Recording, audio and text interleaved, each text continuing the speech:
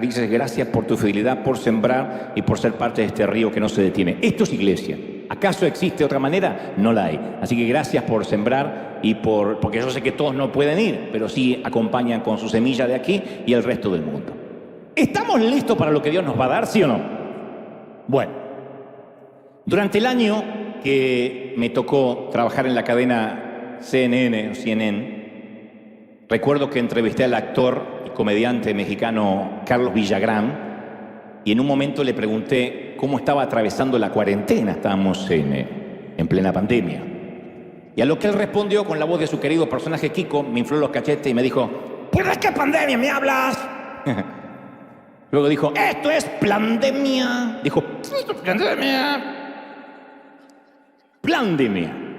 Y yo solo me sonreí cortésmente y continué con la entrevista, pero apenas terminé el programa recibí desde la sede central de Atlanta un extenso correo de parte de los directivos o parte de ellos de CNN diciéndome que no debía haber permitido semejante exabrupto, que debía haberle dicho al cómico que se retractara en el acto. Y yo decía: pues es un cómico, es un comediante, y además en una democracia todo el mundo está libre de opinar lo que quiera. En todo caso era la opinión del entrevistado y no del entrevistado. Pero ellos estaban considerando cancelar mi programa. Por providencia divina luego no lo hicieron.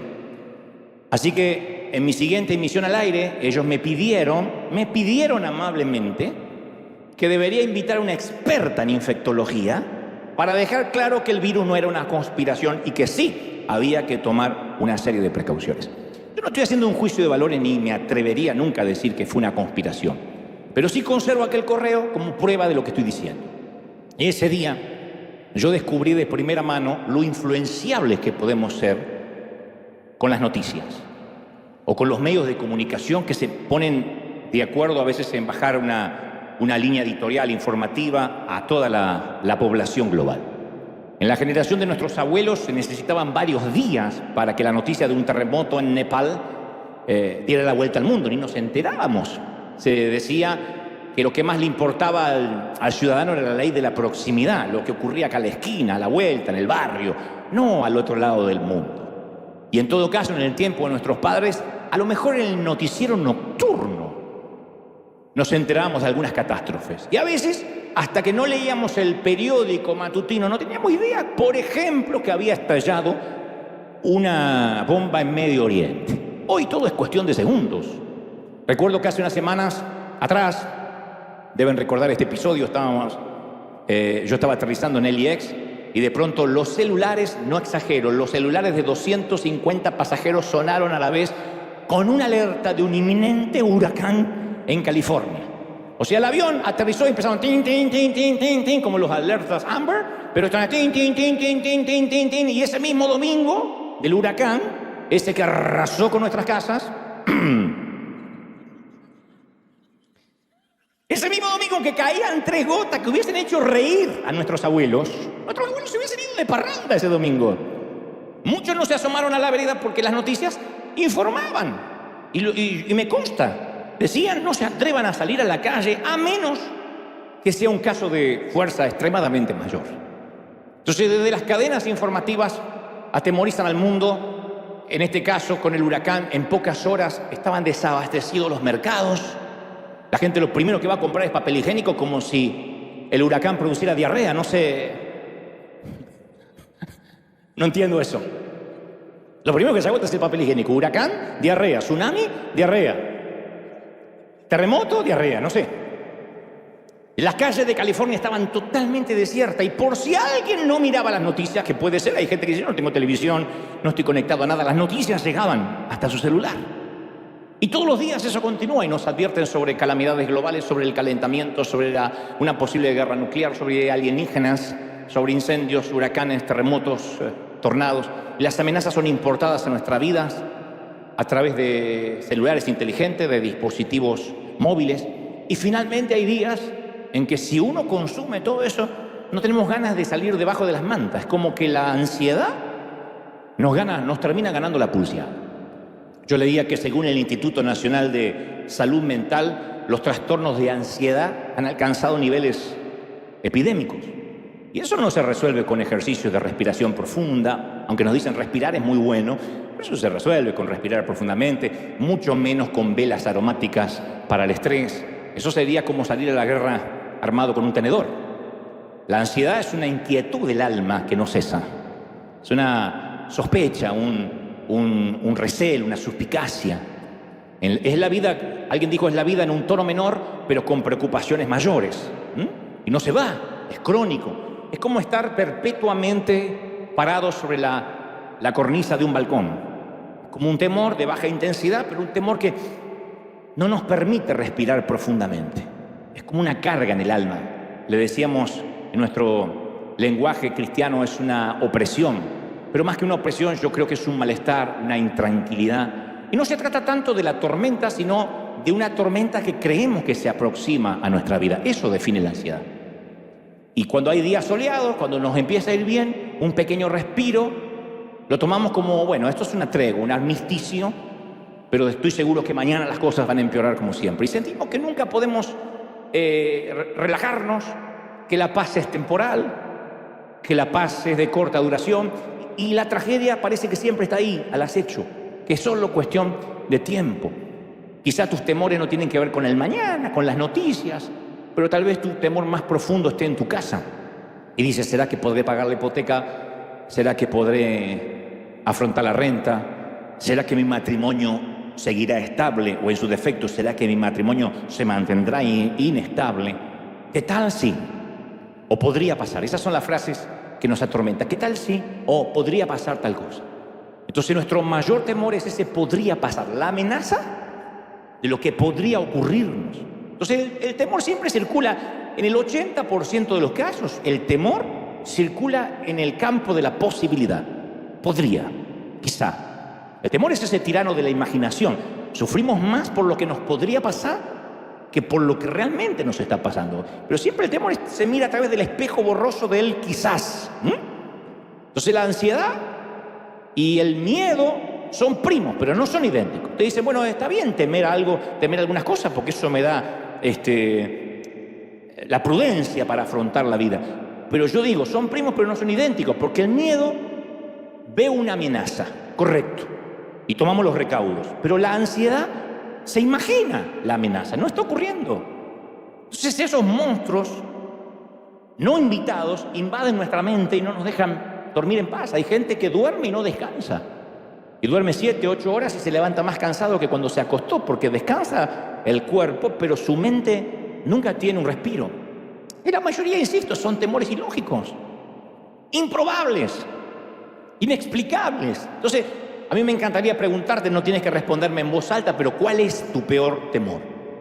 Fracasar en público, perder el trabajo, perder la salud, que la salud se vuelva frágil, temor de que nunca te vas a casar, nunca vas a encontrar la esposa ideal y un día Dios te va a decir, cásate con esa abuela y hazla feliz. Algunos nacen de preocupaciones que son legítimas. Algunos dicen, no, pero es legítima mi preocupación, pero después se convierten en obsesiones, en cosas que podrían pasar. Entonces la línea entre la prudencia y la ansiedad es corto y el camino es escarpado, porque la prudencia nos hace ponernos el cinturón de seguridad en un avión, en un automóvil. La ansiedad hace que no querramos subir a un automóvil ni a un avión. La prudencia nos dice, lávate las manos con jabón. La ansiedad te las hace lavar 30 veces al día. Porque dice, no, me parece que esto está contaminado y se me acaba... hay gente que se lava las manos, toca la puerta del baño y dice, ¡oh! Y vuelve de vuelta a lavárselas. La prudencia nos hace ahorrar para la vejez. Eso es tener planes, está bien. Pero la ansiedad nos hace acumular porquerías y guardamos todo tipo de basura. Hay gente que es acumuladora compulsiva y no lo sabe. El día que se tiene que mudar, hay que sacar ese basural con una orden judicial porque junta todo para algún día. La prudencia hace que nos coloquemos un equipo de buceo, pero la ansiedad hace que ni siquiera nos acerquemos al agua. Y hay un montón de gente que se queda a la orilla de la vida. Entonces, ¿consulta a quién? A la ansiedad e ignora la fe. El Salmo 91:13, el escritor menciona 3 tipos de ataques que hemos de enfrentar en la vida y sobre los cuales vamos a tener victoria. Nos garantiza la victoria. Dice, sobre el león y el áspid y la serpiente sobre el león y el áspid, pisarás, hollarás al cachorro del león y al dragón. Entonces, el león, que es el primer animal que menciona el salmista, representa el ataque que uno espera en la vida. Si vamos por la selva y se nos aparece un león, la estadística dice que vamos a ser atacados. El león no ataca a traición, se te para y con pechito de paloma lo argentino te desafía. Entonces, el paquete de la vida viene con leones incorporados, con problemas incorporados. Por eso Pedro dice en la primera carta, capítulo 5, versículo 8, sed sobrios y velad, porque vuestro adversario, el diablo, anda como león rugiente, buscando a quien devorar. Es un ataque esperado. Si tu suegra dice que el sábado vendrá a tu casa para visitar a sus nietos, ese es un ataque esperado. Si te lo anuncia el lunes, tienes 6 días o 5, no 4 días para preparar el ataque o la defensa. Luego el salmista menciona al áspid, la serpiente, que tipifica el ataque inesperado, que también la vida tiene esas cosas. Una víbora se esconde debajo de los arbustos, de la maleza, y ataca cuando uno menos lo espera. Entonces la vida también se compone del elemento sorpresa. Un accidente, un diagnóstico médico, una relación que se quiebra, una muerte inesperada, una infidelidad. Uno no espera eso, no planifica cuando uno va al altar algún día estar frente a la corte del divorcio. Una suegra que te cae de sorpresa el sábado sin avisar es un ataque inesperado.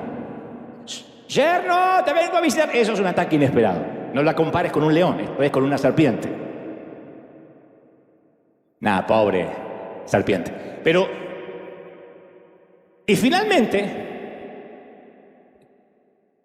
el salmista menciona al dragón.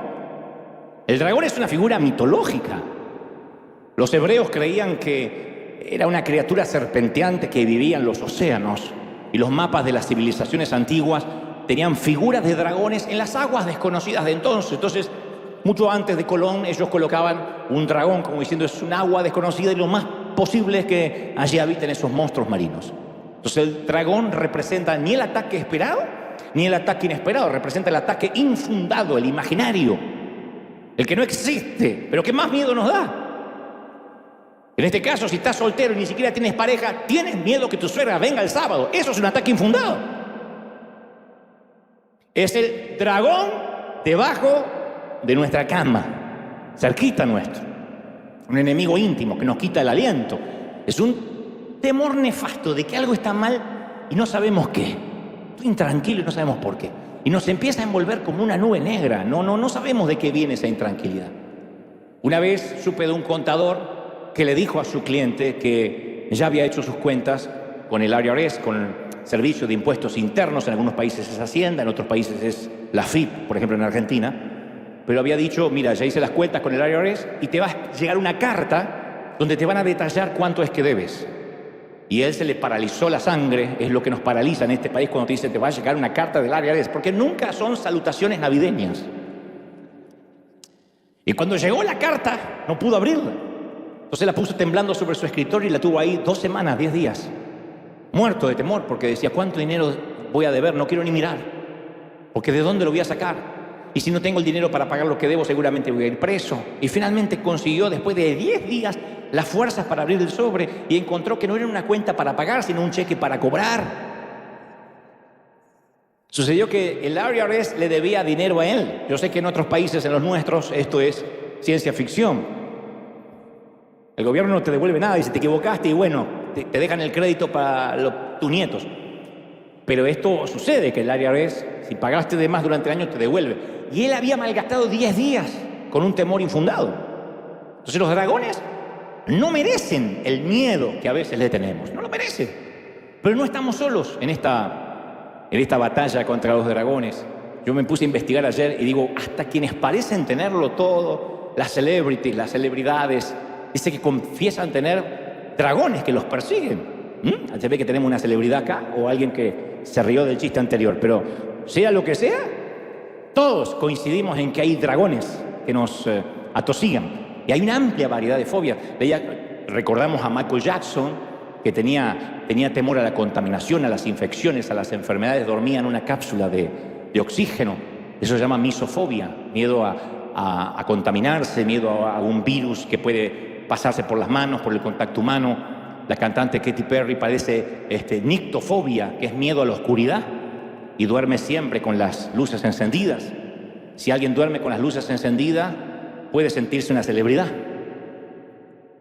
Nicole Kidman le teme a las mariposas, tiene terror, se llama lepidopterofobia, le teme a las mariposas. Winona Ryder, Michael Jordan, Will Smith le temen al mar. Will Smith no le teme a pegarle a alguien en los Oscars, pero le teme al mar. Y a las piscinas, sufren lo que conocemos popularmente como hidrofobia. Entonces no pueden ver agua, no pueden hacer películas donde haya agua cerca. Brad Pitt no puede ver un tiburón, ni siquiera en una película, sin ponerse a llorar. Aprendan las mujeres y dicen, ay, Brad Pitt, cobarde, cuando ve un tiburón. Tienes lacofobia, algún defecto tenía que tener. Madonna, la reina del pop, sufre brontofobia, que es miedo a las tormentas eléctricas. Y tienen literalmente que oscurecer todas las habitaciones cuando hay tormenta eléctrica, porque solo con ver un relámpago empieza a tener ataques de pánico y se le corta la respiración. Scarlett Johansson tiene ornitofobia, miedo a las gaviotas, miedo a los pájaros. Uma Thurman, ¿se acuerdan de Uma Thurman de Kill Bill? Bueno, justo vinieron todos los espirituales hoy, pero los carnales vienen al otro servicio. Uma Thurman no puede atravesar puertas giratorias debido a la claustrofobia. Matt Damon, Salma Hayek padecen ofidiofobia. Esta la padecemos casi todos, que es la fobia a las serpientes. Megan Fox tiene papirofobia. Cuando le dan un papel, ella no puede tocar el papel seco. Se llama papirofobia. Tiene que tener una taza con agua para pasar las hojas. ¿Cómo no se me ocurrió eso cuando era chico y estudiaba? Mamá, no soy burro, tengo papirofobia. Woody Allen es el señor de la fobia. Tiene fobias sin explicación a las arañas, a los niños, al sol, a los cuartos de hotel, a las salas pequeñas. Leía que David Beckham, todo tiene que estar simétrico en su casa, y si hay un cuadro torcido, el hombre ni siquiera en sus momentos de profesionalismo podía salir a jugar al fútbol. Jennifer Aniston, la gran actriz de Friends, de la mítica Friends, no puede subir jamás a un avión. Kim Basinger tiene agorafobia, no puede ver una cantidad de gente, por eso hay que hacerle un protocolo cuando va a las alfombras rojas, porque si se le acerca a la gente no puede respirar. Son gente famosa. Kim Kardashian tiene onfalofobia, miedo a los ombligos. Dijo, cuando estoy en la ducha me baño con guantes y grito cada vez que me toco el ombligo.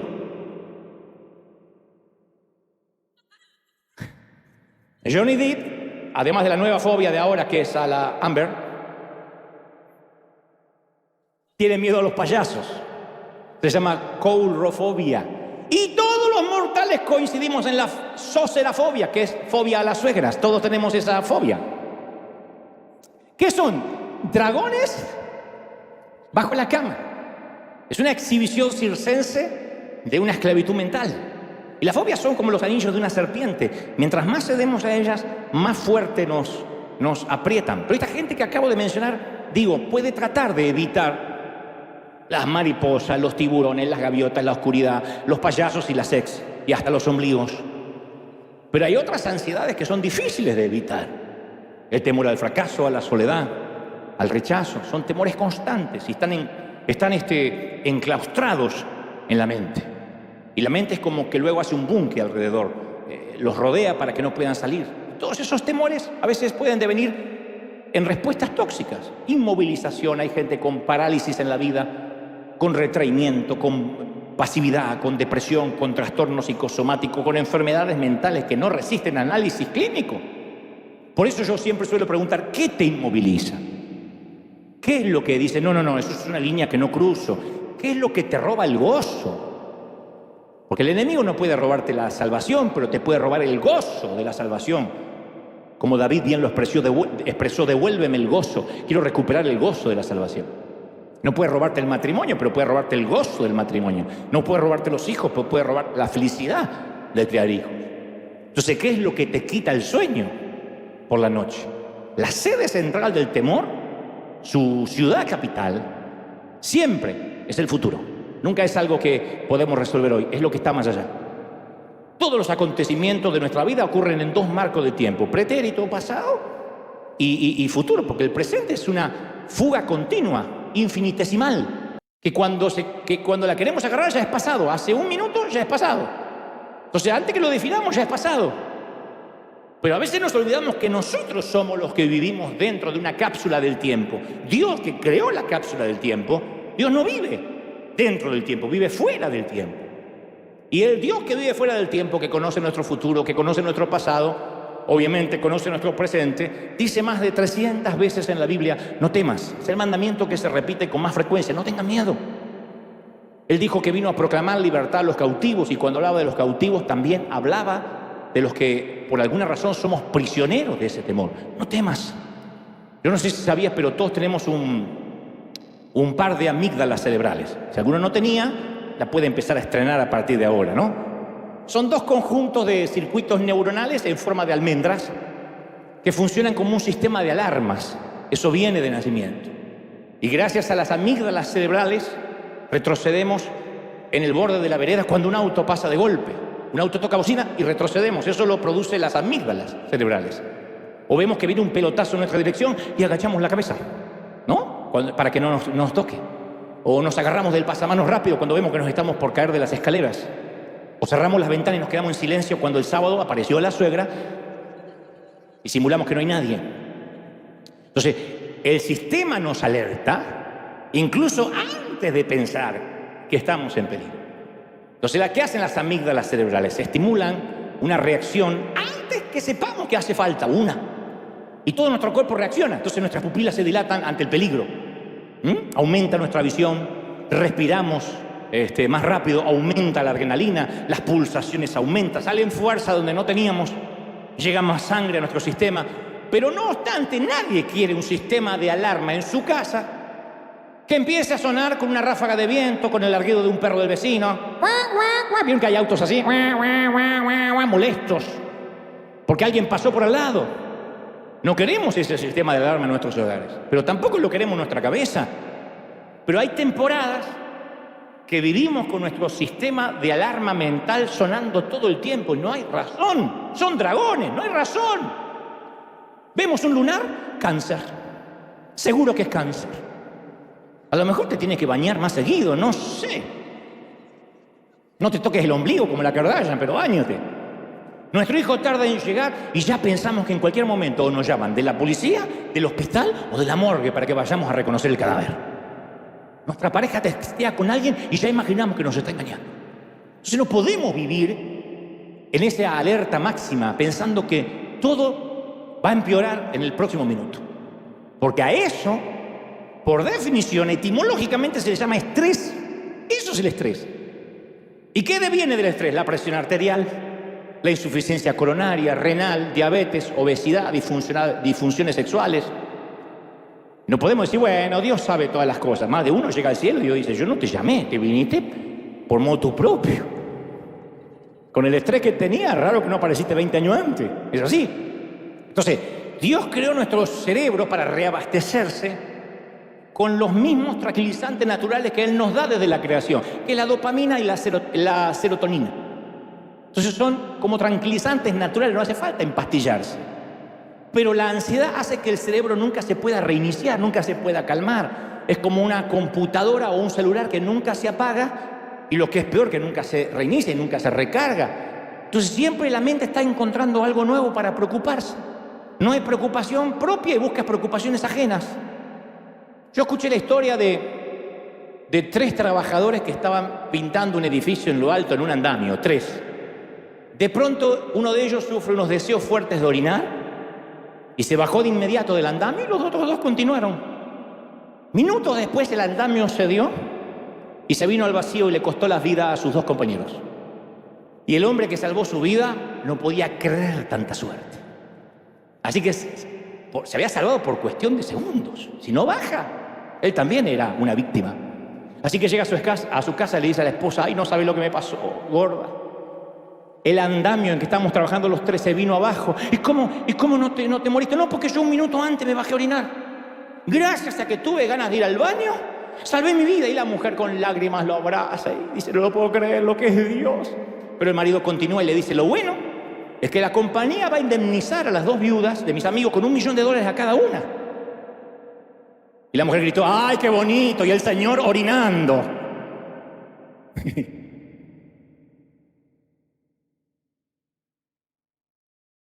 Eso es encontrar un problema, incluso en cada milagro, ¿no?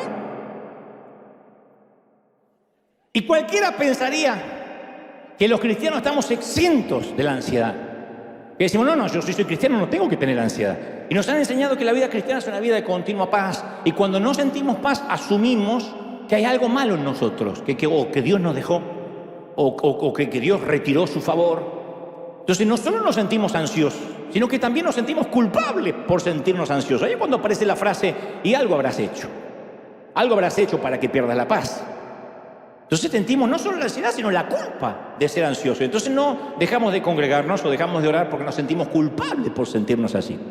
Y Pablo, que no estaba ajeno a esta realidad, el apóstol dice, no se inquieten, en Filipenses 4:6, no se inquieten por nada. No se pongan ansiosos por nada, dijo Pablo. No dijo, inquiétense lo menos posible, lo prudente. O inquiétense solo los lunes. Pablo dijo, no está dando ningún margen de ansiedad, no te inquietes por nada. Y muchos de los de mi generación tratamos con la ansiedad continuamente, tenemos que luchar con ese fantasma, porque está en nuestro sistema de creencias.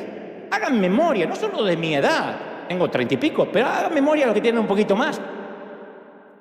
Nuestras madres minimizaban cualquier buena noticia con una buena dosis de realidad, así eran las madres de antes. Mi madre usaba todo tipo de frases catastróficas.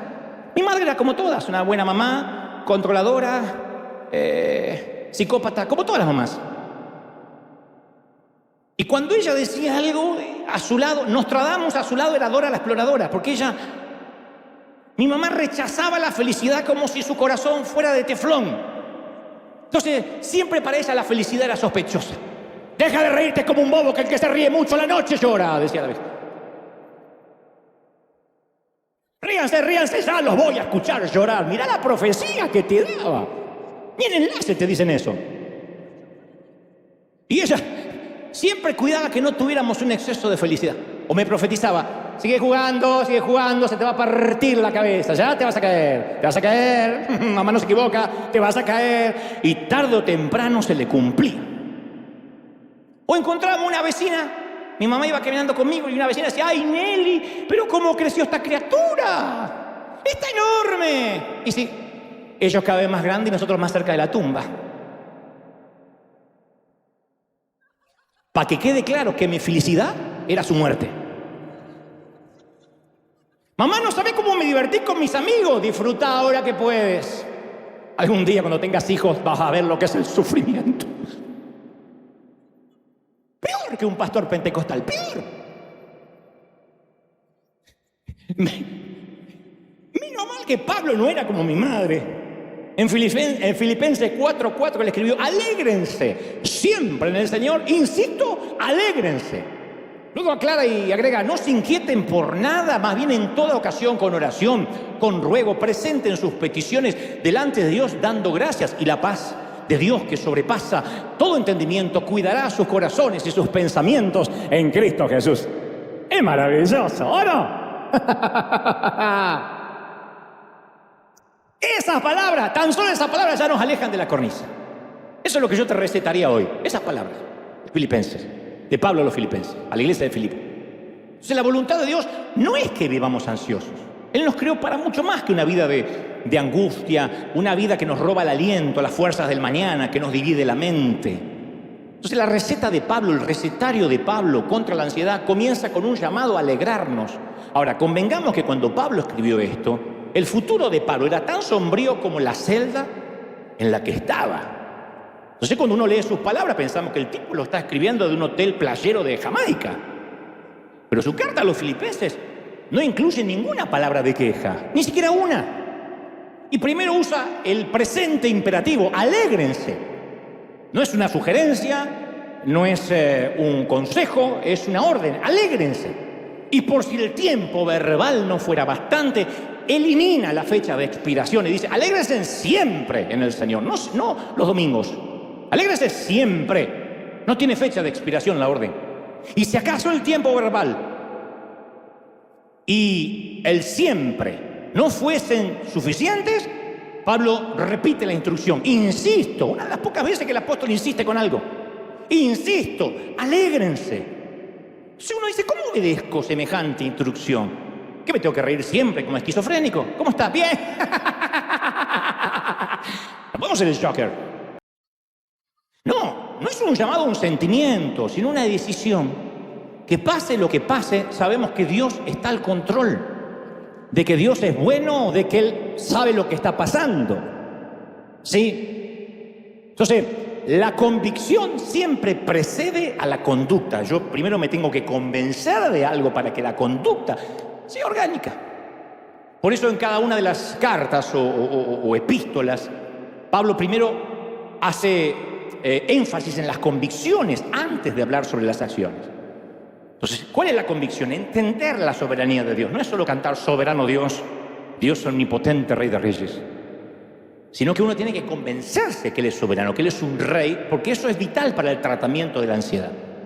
Si sentimos que somos una hoja en el viento, víctimas de la suerte, de las fuerzas aleatorias, invisibles, turbulentas, que quién sabe lo que me va a pasar en la vida, y claro que uno se preocupa, esa es la falta de control. La ansiedad es falta de control. Y la falta de control origina temor. ¿Por qué produce tanta ansiedad subirse a un avión? Porque lo que uno ve es una ventanita así. No sabe lo que está haciendo el piloto. Antes del 911 podíamos visitar la cabina del piloto, ahora ya no. Entonces uno no tiene la menor idea si cuando el avión se está moviendo el piloto está tomando café o se está poniendo el paracaídas. Pero no solo el avión produce falta de control, una congestión de tránsito. Eso es más que suficiente para demostrar la teoría de la ansiedad. Yo leía que un grupo de investigadores descubrió que un embotellamiento en el tránsito triplica las posibilidades de un miocardio, de un infarto. Porque una congestión de tránsito, ¿qué? Es la pérdida de control máxima. Entonces vos ves el chinito de adelante que no se mueve, el chinito de atrás que te apura y te agarra una suerte de preinfarto al menos. Entonces la ansiedad aumenta mientras disminuye la percepción del control. Entonces, ¿qué podemos hacer? ¿Controlarlo todo? ¿Y quién puede controlarlo todo? Es una locura total, una falacia. Entonces, vamos a controlarlo todo, a ver si resolvemos con este recetario la vida o la ansiedad. Bueno, nunca abordemos el avión sin un paracaídas. Nunca visitemos un restaurante si no llevamos nuestros propios cubiertos desde casa previamente desinfectados. Nunca salgamos de nuestra casa sin mascarilla. Nunca entreguemos nuestro corazón para que nadie lo rompa. Vamos a enfrentar la ansiedad asumiendo el control. ¿Quién puede vivir así? Es imposible. Porque no obstante, la seguridad es una impostora, es una timadora. Alguien puede acumular millones y los pierde en una recesión o en una mala inversión o los gasta en salud. Un fanático de la vida sana puede comer solo nueces y vegetales y aún así batallar contra el cáncer. Por eso las personas más estresadas son las más fanáticas del control. Y mientras más intentan controlar el hogar, el cónyuge, los hijos, el mundo, más se percatan que no pueden. Entonces, ¿por qué no podemos? Porque el control no nos corresponde. Desde la matriz no nos corresponde. Y la Biblia da una idea mejor. En lugar de buscar el control absoluto, renunciar al control. No podemos controlar el mundo, pero podemos confiárselo a Dios. Decir, bueno, yo no puedo controlar, pero no puedo controlar a mis hijos. ¿Hasta qué edad puedes controlar tus hijos? ¿De qué manera puedes controlar lo que consume tu hijo a través de los dispositivos, lo que mira en su celular? Puedes poner filtros, puedes chequear, puedes regular la hora. Hay momentos que se escapa de tu control, especialmente en estos tiempos. ¿Cómo controlas la fidelidad? ¿Cómo controla un pastor la fidelidad de sus ovejas? Imposible, yo apenas puedo controlarme a mí, lo voy a andar controlando a ustedes. Entonces, este es el mensaje detrás del consejo de Pablo. Alégrense siempre en el Señor. Lo que está diciendo es, la paz no es ausencia de problemas, sino la presencia, el conocimiento de la presencia del Dios soberano. Pablo se alegraba hasta en la cárcel. En Filipenses 1:12 dice, lo que me ha pasado contribuyó al avance del Evangelio. ¿Quién puede estar hoy preso y decir, qué lindo, que me encanta porque esto contribuye? Es más, agrega Pablo, se ha hecho evidente en toda la guardia del palacio y en todos los demás que estoy encadenado por causa de Cristo. A él le encantaba, decía, me encanta esto, soy un mártir. Y después Pablo se entera de que una iglesia de él se le estaba dividiendo. Viste que a veces los pastores somos tan torpes que nos empezamos a adueñar de la gente. Uy, fulanito se cree llevar un par de ovejas, como si alguien las hubiese puesto como las vacas, les hubiese puesto ante Hebel. Ninguno tiene Dante Gebel en la nalga, creo. Por lo menos yo no te marqué. Pero viste que a veces nos preocupamos y se va. No, porque somos así. Y Pablo dice, y los que predican por envidia y rivalidad, no importa. Sean falsas o genuinas sus motivaciones, se predica a Cristo de todas maneras, de modo que me gozo y seguiré gozándome todavía. Y yo me alegro igual, nada me va a quitar la sonrisa. ¿Sabes a quién me hace acordar? A Ortiz, a nuestro pastor fundador. Que yo te conté que una vez le pregunté, ¿por qué, Juan Carlos, invitás a tu casa a este fulanito que te hizo la vida imposible cuando estaba en la iglesia y hasta te la quiso dividir? Y Juan Carlos me decía, pobrecito el petizo. Lo que pasa es que si yo no lo amo, ¿quién lo va a amar? ¿Sabes por qué lo amo? Porque ni el diablo lo quiere en el infierno. Entonces, Dios reina soberanamente sobre cada detalle del universo. Daniel 4:35 dice, Dios hace lo que quiere con los poderes celestiales y con los pueblos de la tierra. No hay quien se oponga a su poder, ni quien le pida cuenta y le dice, ¿qué haces? Isaías 7:18 agrega, Él puede llamar de un silbido a la mosca que está en los lejanos ríos de Egipto. Entonces Él conoce las estrellas y conoce los gorriones de nuestro jardín. Grande o pequeño, desde el ejército de los Estados Unidos de América hasta el ejército de hormigas de nuestro patio, todo está bajo su control. Yo te cuento una breve historia. Durante el siglo XIII a.C., Judá disfrutaba de un periodo de paz a nivel nación gracias al reinado, al liderazgo estable de un tal Usías, el rey. Y aunque los adversarios amenazaban todo el tiempo, Usías lo mantuvo libre de ataques durante un periodo de 52 años, esto es casi poquito más de medio siglo. Entonces un día Usías murió. ¿Qué le va a ocurrir al pueblo de Judá ahora que su presidente, su jefe de Estado, su rey no estaba? ¿Qué nos dice Dios? ¿Qué es lo que pasa cuando el guión de nuestra vida cambia inesperadamente, cuando el infortunio se hace un compañero de cuarto? Bueno, el profeta Isaías da un recetario, escribe la respuesta. Dice, en el año que murió el rey Usías. Se nos pasa ese detalle, parece que es un tema menor o simplemente nos quisiera ubicar en tiempo y espacio geográfico e histórico, pero le está diciendo, en el año que murió el rey Usías, yo vi al Señor, a Dios excelso y sublime, sentado en su trono, las orlas de su manto llenaban el templo. Luego da una descripción de los ángeles que están alrededor y dice, por encima de él había serafines y uno al otro se decía, santo, santo es el Señor, todopoderoso, toda la tierra, no solo Judá, no solo El Salvador, no solo México, no solo Argentina, toda la tierra está llena de su gloria, toda la tierra está llena de su gloria. Él es soberano, aleluya. Entonces, el trono de Usías estaba vacío, pero el trono de Dios estaba ocupado. La respuesta de Dios para la ansiedad siempre ha sido lo mismo. En el cielo hay un trono que está ocupado. ¿Cómo se nos olvida, gente? Entonces, ¿cuándo disminuye nuestra ansiedad? Cuando aumenta la comprensión, la convicción de que Dios está al control. No hay nada que te va a pasar que Dios no sepa. Y si Dios sabe que te va a pasar, ¿qué podría impedirlo?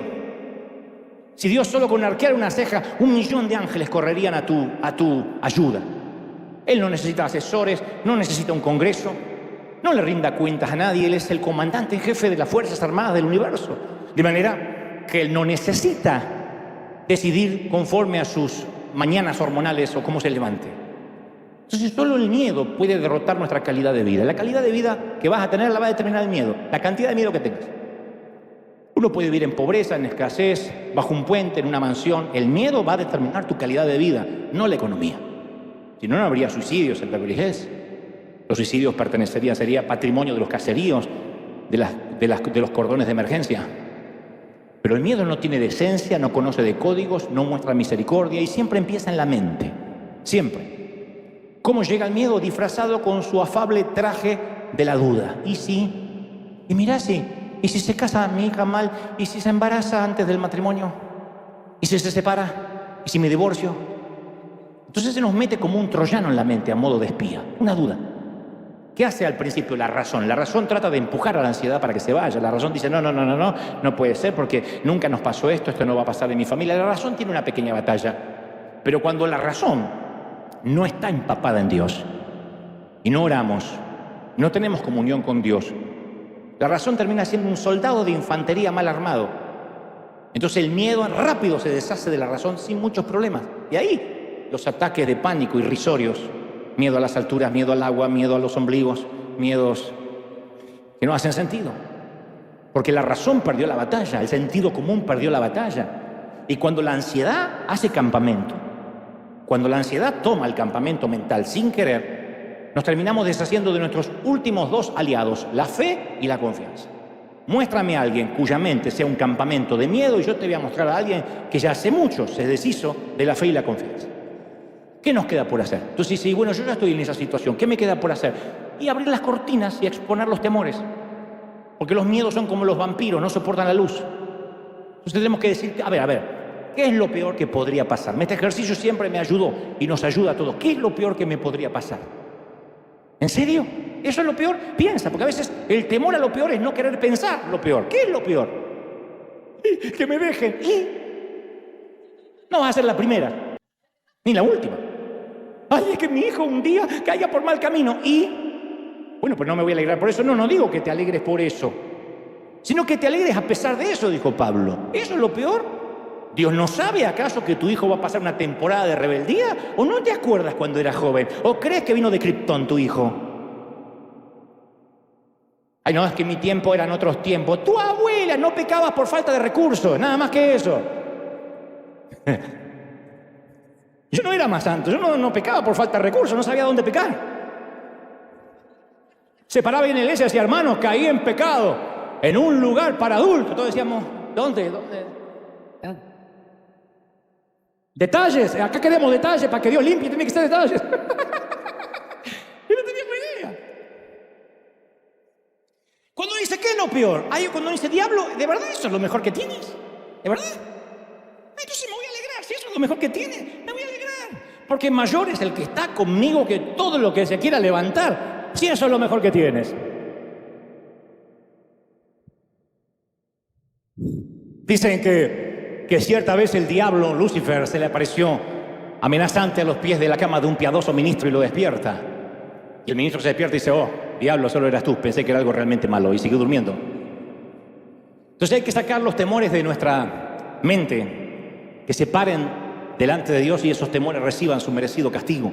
Entonces, ¿qué es una iglesia saludable? Un sitio donde los temores vienen a morir, donde los temores vienen a languidecer.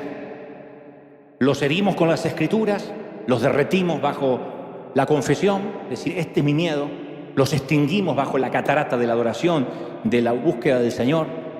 Algunos ven problemas y se retuercen las manos, nosotros vemos los problemas y doblamos las rodillas. Entonces tenemos que atrevernos a creer cuando Dios dijo, y sabemos que los que aman a Dios, todas las cosas, menos mal, pensé que tenían menos Biblia que una mezquita, gloria a Dios.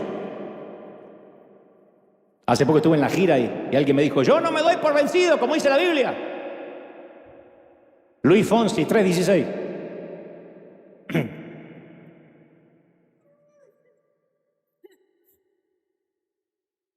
Entonces, la mente no puede estar llena de Dios y llena de miedo al mismo tiempo. Por eso la Biblia dice, tú guardarás en perfecta paz, no una paz irrisoria, con quiebres, con grietas, perfecta paz a los que confían en ti. A todos los que concentran en ti, dice Isaías 26:3, sus pensamientos, a ellos tú les vas a dar perfecta paz.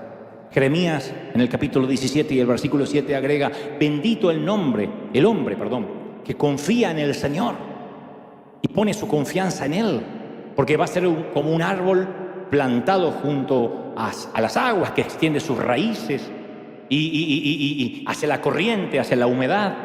No teme que llegue el calor, sus hojas nunca están vacías. En épocas de angustia, de sequía no se angustia. Y bien va el fallido, en épocas de angustia no se pone seco. Nunca deja de dar fruto. Siempre se alegra en todas las temporadas. Una vez yo te conté que hace muchos años hice una gira por México y para llegar a ciertas ciudades de México el anfitrión puso un helicóptero a mi disposición, que en ese entonces salía de lo que era el Distrito Federal, actualmente Ciudad de México. Íbamos a un aeropuerto contiguo del Aeropuerto Internacional de México y siempre contratábamos al mismo piloto, muy experimentado. El helicóptero se llamaba Tango, no me olvido más.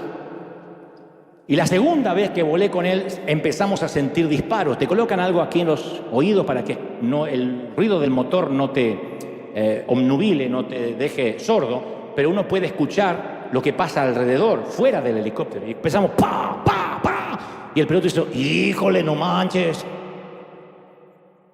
Y me mira y dice, esto se puso gacho. Digo, ¿qué son? ¿Qué son? ¿Narcos? Pero tranquilo, no nos disparan a nosotros, creo. Esto para mi compadre, seguro. Si no, ya estábamos abajo. Todo lo que decía para calmarme me hacía peor. Toma el intercomunicador y dice, aquí tengo, llamando a Torre. Confírmeme para quién es el plomo.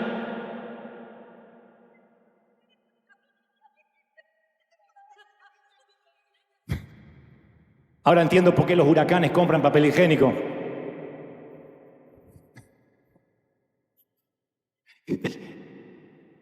Y le pregunto, digo, ¿está todo bien? ¿Está todo bien? Ah, si usted se altera es peor. Y me dijo una frase que me dijeron que no es una grosería, pero para mí me sonó así, me dijo, bájale de huevos.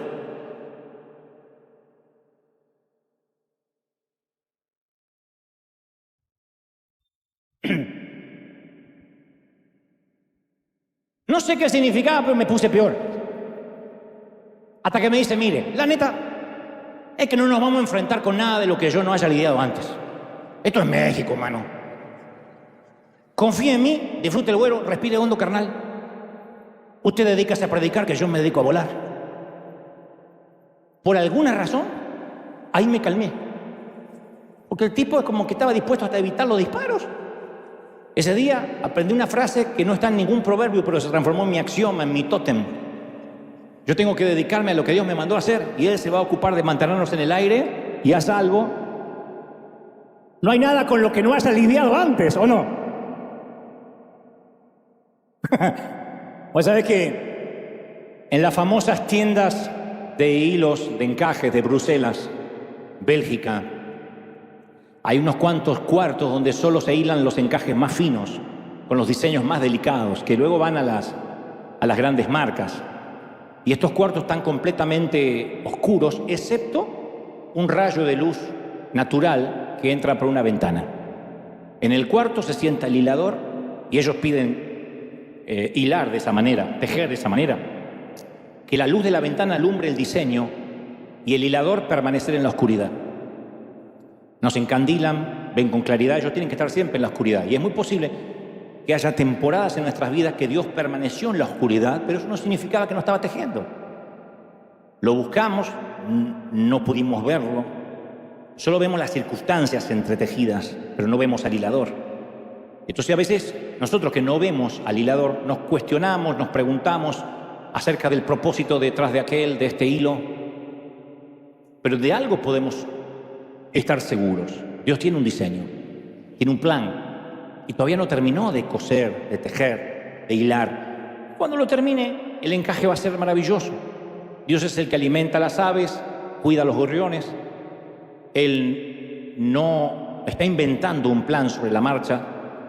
Dice la palabra, el Dios Altísimo, dice Daniel 5:21, el Dios Altísimo gobierna los reinos del mundo y designa a quien Él quiera para los que tienen que gobernar, lo que hablamos el domingo pasado. Dios es el único que juzga, dice Salmos 75:7. Dios es el único que juzga y Él decide quién se va a levantar y quién se va a caer. ¿Cuántos verbos fuertes? Dios gobierna, Dios juzga, Dios hace. Cada una de esas palabras confirma la existencia de un arquitecto, la existencia de planes celestiales, y sus planos nos incluyen. ¿Cómo nos ama el Señor? ¿Cómo te ama el Señor? Entonces el miedo, como dijo un querido orador, nunca escribió una sinfonía, nunca escribió una prosa ni una poesía, nunca negoció un tratado de paz. El miedo nunca sanó una enfermedad, nadie dijo gracias al miedo me sané. El miedo nunca sacó a una familia de la pobreza, ni a un país de la intolerancia, ni a una iglesia del legalismo, nunca salvó un matrimonio, nunca reflotó un negocio. El valor sí lo hizo, la fe, caramba, la fe sí que la hizo. Entonces, reconocer la amenaza, decir esto es algo que atemoriza y viene contra mis hijos, contra mi familia, es una cosa, pero hacer que el miedo nos defina, eso no. No estamos hechos de eso, gente. No estamos hechos de miedo para que el miedo nos defina. El miedo es un instinto básico de supervivencia, siempre y cuando esté dentro de la geografía de lo racional. Pero los dragones bajo la cama aparecen cuando el poder de Dios y el miedo no entran en contacto. Cuando nunca llevaste ese pensamiento a la luz, no abriste las ventanas y dijiste, Señor, este es el miedo. Apenas entran en contacto con Dios, se derriten. No hay por qué preocuparse. Por eso el salmista nos regala estas maravillosas palabras del Salmo 91. No tengas miedo de los temores de la noche, ni la flecha, la saeta que se dispara durante el día. No tengas miedo a la enfermedad que acecha en la oscuridad o que proviene de un diagnóstico médico, ni a la catástrofe que puede estallar al mediodía. Aunque pueden caer 1000 a tu lado, 10.000 a tu alrededor, esos males no te van a tocar. ¿Por qué pensamos que ese es un salmo de menor categoría? No te va a tocar. Y si te toca, ¿qué podríamos hacer? Hay una hora en que los dragones tienen que saber que en el cielo hay un trono que está ocupado y que Dios está al control. ¿Sí o no? Dale un aplauso al Rey de Reyes y al Señor de Señores. El Rey está en la casa. ¡Yeah! ¡Aleluya! Cuando te pongas de pie, dale un aplauso fuerte, fuerte, fuerte, fuerte, fuerte al Rey de Reyes, al Señor de Señores.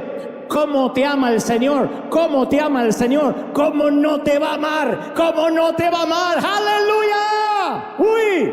Dale, dale, dale, gloria a Dios. Se van los dragones debajo de la cama. ¡Ja, ja! ¡Chela! Te amamos, Señor. Levanta las manos al cielo.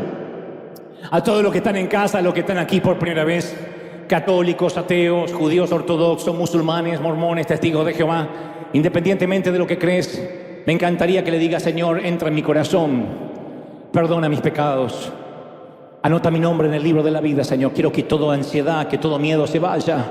Si ya conoces al Señor, dile, Señor, perdóname por no haber puesto en contacto mis dragones contigo.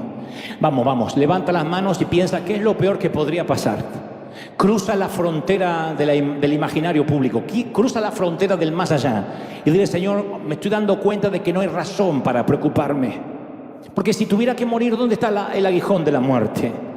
¿Dónde estaría la victoria del sepulcro, como dijo el apóstol? Si tuviera que estar enfermo una temporada, bueno, Dios sabe. Este cuerpo se mantiene y se sostiene por la fidelidad de Dios, y Dios dice hasta aquí, es porque hasta aquí. Y tal vez tenga que pasar una temporada en el sitio de cuidados intensivos para hablar con alguien, para relacionarme con alguien que de otro modo no conocería. Mis hijos están en tus manos, pero te los entrego hoy definitivamente. Al cabo tú estás más interesado en que ellos sean bendecidos de que yo, que apenas soy un padre y una madre terrenal. Mi cónyuge está en tus manos. Mi congregación, pastor, dile, mi congregación está en tus manos, porque no es mía. En realidad es una falacia decir mi congregación. La congregación que en tu providencia me has puesto al timón es tuya, Señor, es tu iglesia. Dile lo que le dijo Moisés a Dios, es tu pueblo, no es mío. Yo no pienso subir a ninguna cruz por nadie. Y los que están aquí dicen, Señor, yo no quiero inmolarme por nadie, así que es tu pueblo. Porque a veces oramos como que tuviésemos más cargas por las almas que el mismo Dios. Oramos como diciéndole, Señor, si amaras la gente como la amo yo, las traerías a la iglesia. Dile, Señor, es tu gente, es tu iglesia. Yo solo he de predicar, yo solo he de levantar tu palabra, he de levantar tu estandarte. Vamos, levante las manos, beban, beban, beban. Los que tengan el bautismo del Espíritu suelten lenguas o abran su boca como el Espíritu Santo les da. Los que no, abran la boca, que de algo Dios la va a llenar. Yo siento que algo está ocurriendo, son los últimos minutos. ¡Aleluya! Bendito eres. Todos. Todos, todos, todos, todos. Levante las manos conmigo y diga, Señor, oh, la gloria del Espíritu está llenándolo todo, todo, todo, todo. Momento, momento. Momento, momento. Es la gloria del Espíritu. Aquí en casa nos vamos a quedar solo 2 minutos más, 3. Pero yo voy a despedir a todos los que están del otro lado, en Asia, en África, en América, en Oceanía, en Europa. El Señor me ha dicho que te diga, no te preocupes, no te entregues, no te rindas, no abandones, no tires la toalla. Hay tanto que el Señor invirtió por ti, invirtió una resurrección en ti. ¿Cómo no te va a amar? Si en sus manos te tiene esculpido, ¿cómo no te va a amar el Señor? El Señor me dice que te diga, no te entregues, pelea, pelea. Aún no escucho la campana, Rocky. Aún no escucho la campana, sigue, sigue, un round más, sigue, sigue, no te entregues. ¡Uy! No te entregues, iglesia, no te entregues. Alégrate en el Señor. Insisto, alégrate siempre. Y la paz que sobrepasa todo entendimiento, que va más allá del raciocinio, de la racionalidad, del sentido común. Esa paz que no se puede explicar en palabras. La paz que sostiene a la viuda en el funeral. La paz que sostiene a los huérfanos durante las noches. La paz que sostiene a los soldados en la guerra. La paz que le dice al desempleado: todo va a estar bien, no he visto justo desamparado ni sus hijos que mendiguen pan. La paz que sostiene al soltero y a la soltera diciendo: no acabará solo. La paz que sostiene al enfermo cuyo diagnóstico empeora y dice: yo sé que todo está en manos de Dios. Dios nunca se movió del trono. No hay nada que se le haya escapado. Más valéis vosotros que esos pajaritos. Considerad las azucenas del campo. No trabajan, no hilan. Y yo digo que ni Salomón, el magnate más grande del mundo, con todo su glamour, se vistió como una de esas azucenas. Y si Dios cuida a las azucenas y a los lirios y a la hierba que hoy está y mañana es cortada, ¿cómo no va a cuidar de ti? Hoy, por Dios, yo podría vivir con ese mensaje solamente, con ese pasaje. Yo podría vivir con eso. ¡Aleluya! Dios te bendiga, gente del resto del mundo. Chao, firme como talón de oso. Dios te bendiga. Los de acá, vamos a...